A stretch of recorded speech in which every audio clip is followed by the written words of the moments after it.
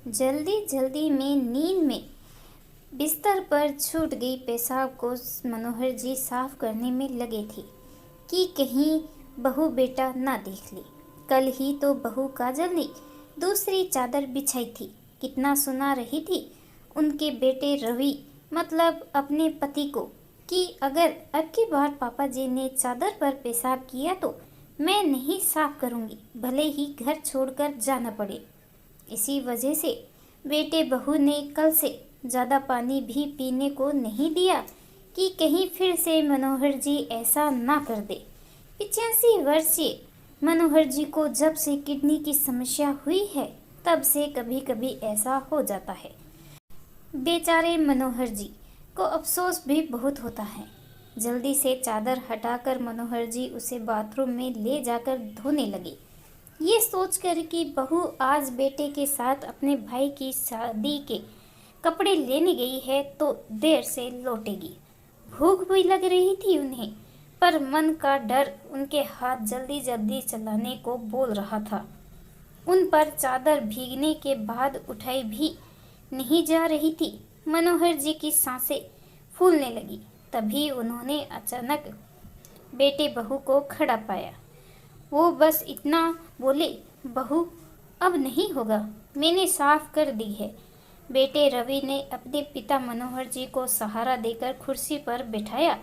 देख लो, फिर तुम्हारे पिता ने बिस्तर खराब कर दिया, कितनी बदबू आ रही है, इनको अस्पताल में भर्ती करवाओ।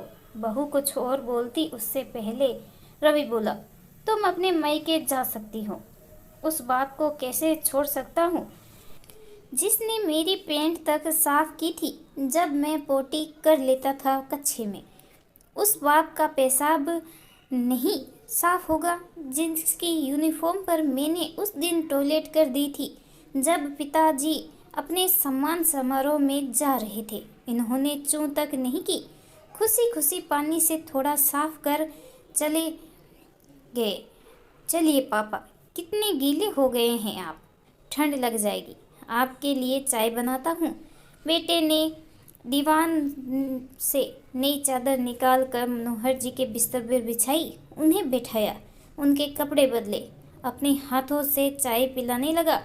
मनोहर जी के कपकपाते हाथ बेटे को आशीर्वाद देने के लिए उसके सिर पर आ गए। आंखों से भी नीर बह निकले थे। जिस धोती के कोर से मनोहर जी पहुँचते जा रहे थे, सामने लगी पत्नी की तस्वीर को देख मन ही मन बोले, देख ले विमला, तू कहती थी मैं चली जाऊंगी तो कौन ख्याल रखेगा मेरा। हमारा रवि देख कैसे तेरे बुढ़ाऊ की सेवा कर रहा है। बहू भी दरवाजे पर खड़ी पश्चाताप के आंसू बहा रही थी। इस कहानी के बारे में आपकी क्या राय है, कमेंट करके ज़रूर बताइएगा। कहानी अच्छी लगी please like share and subscribe करना बिल्कुल ना भूलें। कहानी सुनने के लिए आपका बहुत बहुत धन्यवाद।